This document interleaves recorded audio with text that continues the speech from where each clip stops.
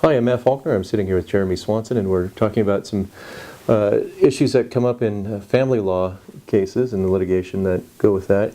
And one of the issues that has come up is where after separation that one of the spouses gets involved with another person or starts dating quickly afterwards, or if there's kids involved, whether they're moving in with another family that has children as well. So if you could just kind of explain what we're talking about. Sure, Matt. One of the big areas of conflict is when somebody starts a new relationship. It's often a trigger point for litigation, for people going back on agreements, and just general unhappiness, particularly when one party has moved on faster than the other.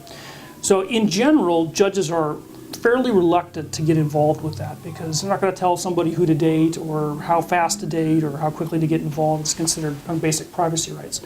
But there are some cases where they will step in, and those cases often stem from cases where somebody is dating somebody with sketchy character. And by that I mean not somebody that you don't like or somebody that you think is a jerk. Right. I mean somebody with a criminal record. I've seen them with alcohol problems, with drug problems. I've even had people date someone who has a conviction for spousal abuse or even for willful cruelty to a child or neglect, and those things become a big issue. So what the judge is looking for is, okay, where's the legal complication that's going to be? They don't really care about the personality conflict nearly as much as the legal complications, correct? That's correct. If you have a personality conflict, the judge can issue some protective orders, such as not having the new girlfriend or boyfriend at the exchange and have all contact going through only the parents rather than using third parties. But that's of limited effect. Where it gets even more complicated, though, is when the new girlfriend or boyfriend has their own family already, has children, and now you're blending families. That can get difficult in the sense that it's an even bigger change for the children, other than the breakup of their parents, to now be part of a family.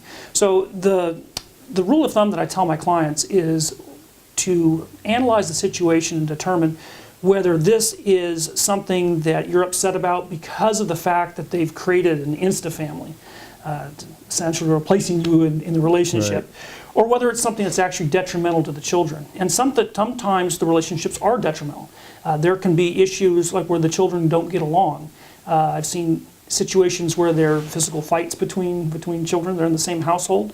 That can be a real issue. Another issue that comes up is there's often a lack of housing, a lack of rooms. So you end up with children that are unrelated staying in the same room, and that can be a real problem in terms of whether the living situation is appropriate. Right, so that can become a stressful environment for the kids.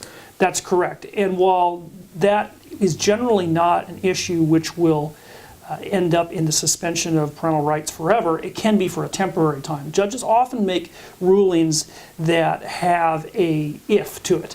When by that I mean the visitation goes back to normal schedule if the children have their own rooms, if they have their own bed, if they're only with a sibling as opposed to being with an unrelated child in the same room. Age comes into that as well. If you've got two 2-year-olds in the same room, that's different than if you have a 14-year-old and a 12-year-old and one's a boy, one's a girl. That's obviously going to be a much more concerning situation to the judge. So appropriate housing, appropriate places to sleep is very important.